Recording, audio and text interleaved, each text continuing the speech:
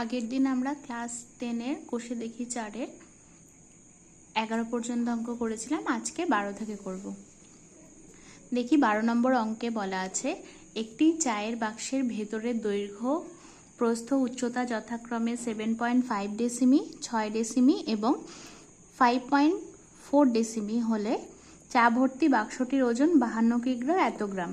কিন্তু খালি অবস্থায় বাক্সটির ওজন 3.75 কিগ্রা হলে 1 ঘন ডেসিমিটার চায়ের ওজন কত হবে, এটা আমাদের বার করতে বলেছে। তাহলে করা যাক।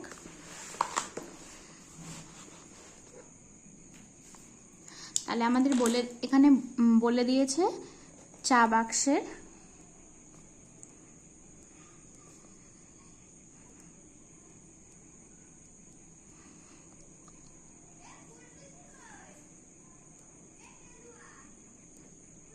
বাক্সের দৈর্ঘ্য সমান সমান 7.5 ডেসিমি,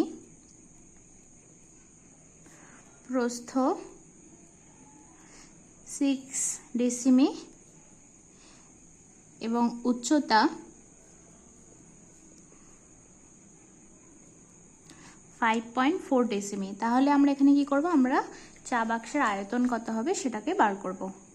অতএব চায়ের বাক্সের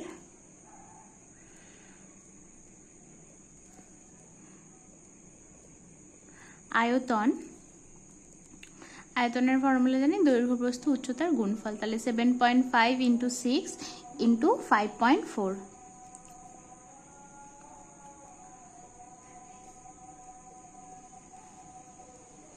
পাঁচ 15 75, 5 দুগুণে 10, 2 3 6, 5 3 15, 5 দুগুণে 10, 2 দিয়ে কাটলে 2 27।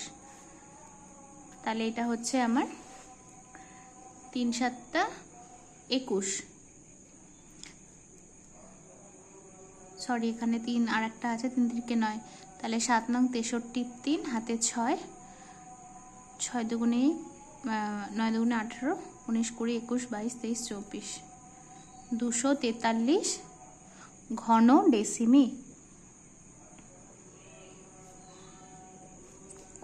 আচ্ছা, তাহলে আমাদের এটা বেরিয়ে গেল চা বাক্সের আয়তন। এবার চা বাক্সটির ওজন আমাদের বলে দিয়েছে চা ভর্তি বাক্সের ওজন 52 কিগ্রা 350 গ্রাম। অর্থাৎ এটাকে যদি আমরা পুরোটাকে কিগ্রায় নিয়ে আসি, 52.350 কিগ্রা। আচ্ছা, এটা হচ্ছে আমাদের চা ভর্তি বাক্সের ওজন। এবার হচ্ছে খালি বাক্সের ওজন।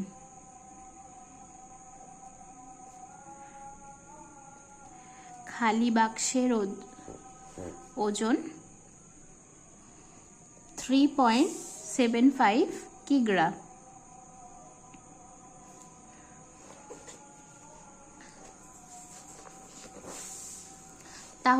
তাহলে আমাদের অতএব চায়ের ওজন কত বেরোচ্ছে?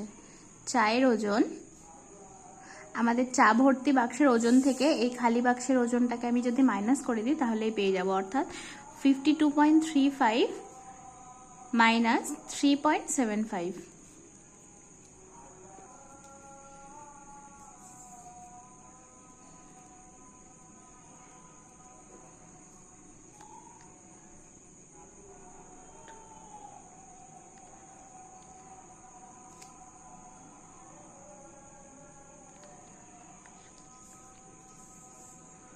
আমার হচ্ছে 48.6 কিগ্রা।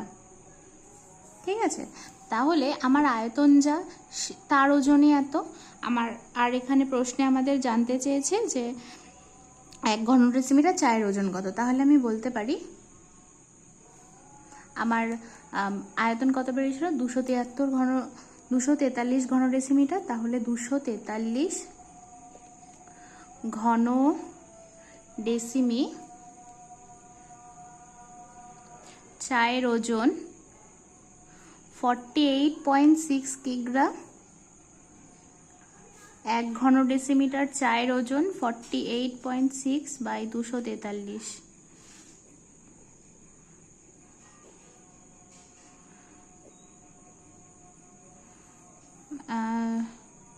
2/10 কিগ্রা, অর্থাৎ 2/10 ইন্টু 100, মানে 1000, তাহলে হচ্ছে আমার 200 গ্রাম।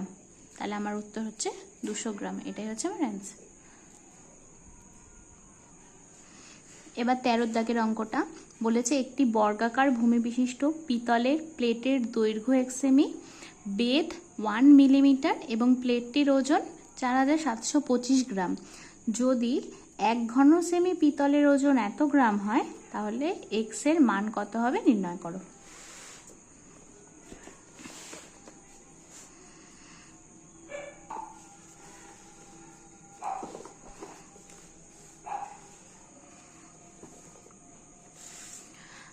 আচ্ছা, তাহলে 13 অঙ্কটা। আচ্ছা, প্লেটের বর্গাকার ভূমি বিশিষ্ট প্লেটের দৈর্ঘ্য,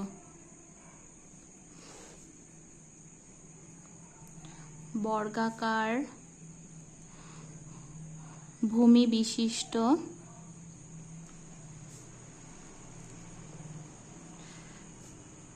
প্লেটের দৈর্ঘ্য বলে দিয়েছে আমাদের 1 সেমি। আচ্ছা, আর বেধ বলে দিয়েছে 1 মিলিমিটার।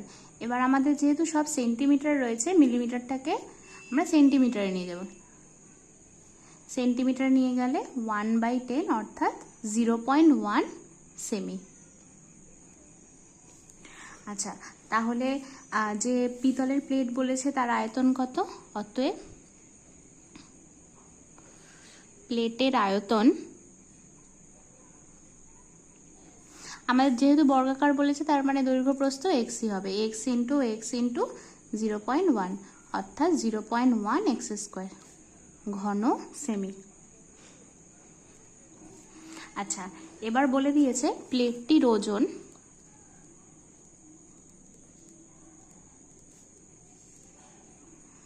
4725 গ্রাম, তাই তো? আবার বলে দিয়েছে যে 1 ঘন ডেসিমিটার পিতলের ওজন 8.4 গ্রাম হয়, তাই তো? তাহলে আমি এখানে লিখে নিই যে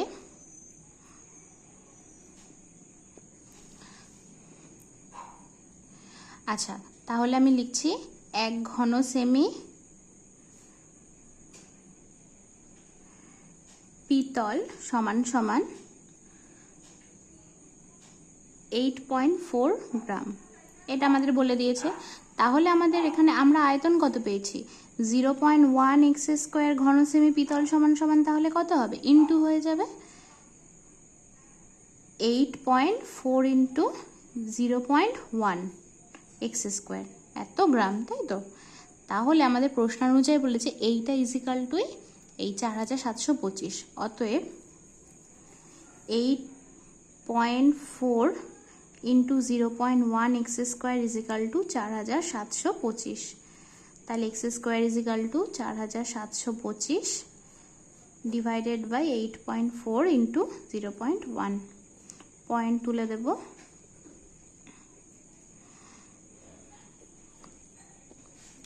3 দিয়ে কাটি, 3 একে 3, 3 পাঁচে 15, 2 2, 3 7 21, 3 পাঁচে 15, 3 দুগুণে 6, 3 আটে 24, 7 দিয়ে কাটি, 7 দুগুণে 14, 7 দুগুণে 14, 7 পাঁচে 35, 7 চারে 28। আচ্ছা, তাহলে আমরা এখানে পাচ্ছি এক্স ইজিক্যাল টু 225কে যদি ভাঙে, তাহলে এখানে হচ্ছে 225 ইন্টু 10 ইন্টু 10, আর নিচে আমার থাকছে 4। তাহলে 225কে আমি ভাঙছি 15 ইন্টু 15 করে, আর এদিকে 10 ইন্টু 10, আর 4কে ভাঙছি 2 ইন্টু 2 করে। তাহলে আমার একটা 15 বেরোলো, একটা 10 আর একটা 2, তাহলে 2 পাঁচে 10, তাহলে 5 15 75, তাহলে 75 বেরোলো আমার এক্স এর মান। অতএব এক্স এর মান 75 সেমি।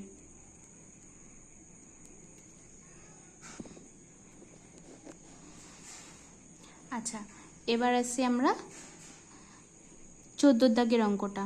বলেছে চাঁদমারির রাস্তাটি উঁচু করতে হবে, তাই রাস্তার দুপাশে 30টি সমান গভীর ও সমান মাপের আয়তঘনাকার গর্ত খুঁড়ব। প্রতিটি গর্তের দৈর্ঘ্য প্রস্থ বলে দিয়েছে 14 মিটার আর 8 মিটার। রাস্তাটি তৈরি করতে মোট এত ঘনমিটার মাটি লেগে থাকে, তবে প্রতিটি গর্তের গভীরতা কত হিসেব করি। তাহলে এখানে আমাদের বুঝতে হবে যে আমরা যে রাস্তাটি উঁচু করব সেটা কি দিয়ে তৈরি করব, ওই যে ছোট ছোট গর্ত খোঁড়া হয়েছে সেটার মাটি দিয়েই আমরা তৈরি করব। অর্থাৎ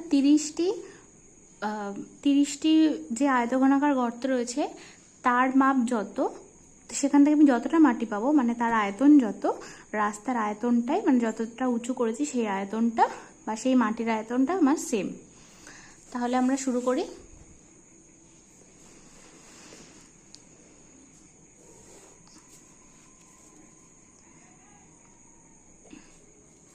আচ্ছা, আগে লিখে নিই। গর্তের দৈর্ঘ্য 14 মিটার, প্রস্থ 8 মিটার। আচ্ছা, ধরি গর্তের গভীরতা সমান সমান x মিটার হলো। আচ্ছা, x মিটার হয়ে গেল। অতএব আয়তন,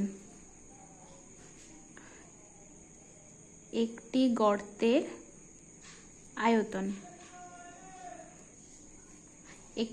আয়তন x into 14 into 8।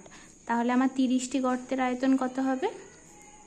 30 into 14 into 8 into x, এত ঘন মিটার। এবার হচ্ছে আমাকে বলেছে রাস্তাটি তৈরি করতে মোট 2520 ঘনমিটার মাটি লাগে। তাহলে রাস্তাটি তৈরি করতে মোট 2520 ঘনমিটার মাটি লাগে। তার মানে এটাই হচ্ছে সেই আয়তন। অতএব প্রশ্নানুযায়ী আমরা কি লিখতে পারি, এই যে এইটা যে গর্তের 30টি গর্তের আয়তন যা বেরোলো সেটা সমান হচ্ছে আমাদের মাটির আয়তন 2520। x = 2520 by 30 into 14 into 8। আগে থেকে আমরা যদি গুণ করে নিতাম তাহলে কাটাকুটিতে অসুবিধা হতো, এই জন্য আমরা পরে গিয়ে কাটাকুটিটা একেবারে করছি, লাস্টে গিয়ে কাটাকুটি করে গুণ করব। 0 0 কেটে দিলাম, 3 দিয়ে কাটছি, 3 8 24, 3 4 12,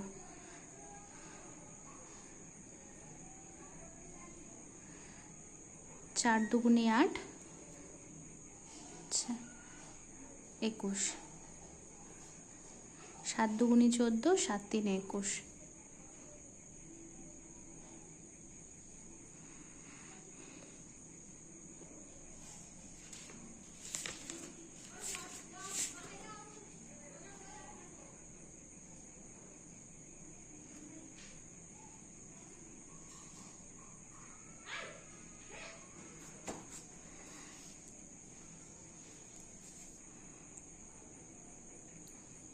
বাই 4 মিটার।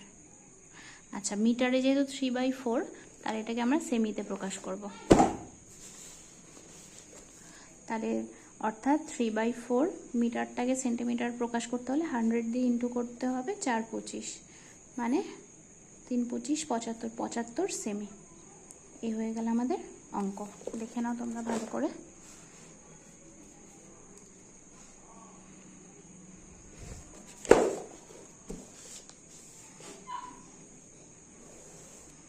আশা করি বুঝতে পেরেছ।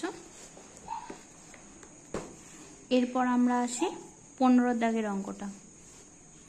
15 দাগের অঙ্কটায় বলেছে ঘনক আকৃতি একটি সম্পূর্ণ জলপূর্ণ চৌবাচ্চা থেকে সমান মাপের 64 বালতি জল তুলে নিলে চৌবাচ্চাটির 1/3 অংশ পূর্ণ থাকে। চৌবাচ্চাটির একটি ধারের দৈর্ঘ্য 1.2 মিটার হলে প্রতিটি বালতিতে কতটা জল ধরে হিসাব করি। আচ্ছা, এটা আমার ঘনকাকৃতি বলেছে, ঘনকাকৃতি চৌবাচ্চা, তার প্রতিটি ধারের দৈর্ঘ্য 1.2 মিটার। লিখে নিই আমি, ঘনকাকৃতি চৌবাচ্চার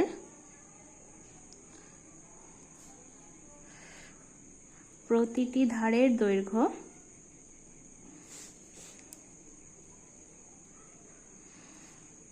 1.2 মিটার। আচ্ছা, অতএব চৌবাচ্চার আয়তন কত? 1.2 এর হোল কিউব, মানে 144 4 বার 1800 8,000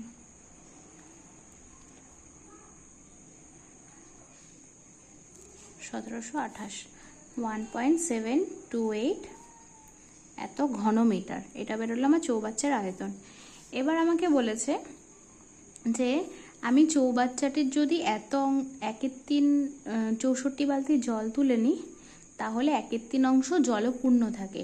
তাহলে আমি কতটা জল তুলেছি? তাহলে 64 বালতি জল তুললে চৌবাচ্চাটি 1/3 অংশ জলপূর্ণ থাকে, তাই তো? এটা আমাদের বলেছে। তাহলে আমরা কত অংশ তুলে নিয়েছি? অতএব জল তোলা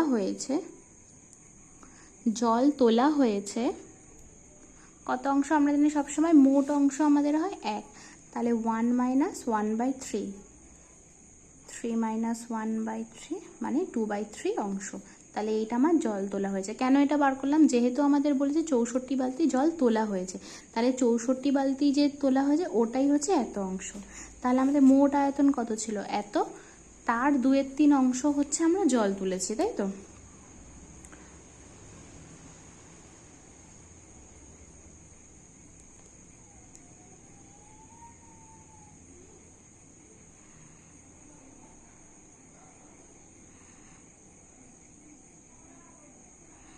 আচ্ছা, আমরা এটাকে ঘনমিটারটাকে আমরা ঘন সেমিতেও,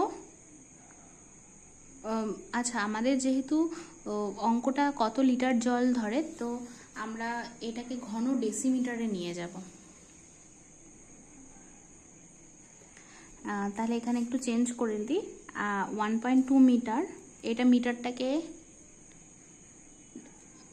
ডেসিমিটার মানে 12 হবে, বা ঘনমিটার থেকে আমি যদি ডেসিমিটারে নিয়ে যাই তাহলে 1728 ঘন ডেসিমি। ঠিক আছে, এটাকে আমরা বলবো লিটার বা লিটার। আচ্ছা, এটা একটু করে নিও কারেকশন। অতএব জল তোলা হয়েছে কতটা? 2/3 অংশ। আগে আয়তন কত ছিল? এত ছিল আয়তন 1728, তার 2/3 অংশ। 3 দিয়ে কাটি, 3 × 5 = 15, 2 2, 3 7 × 3 = 6 18,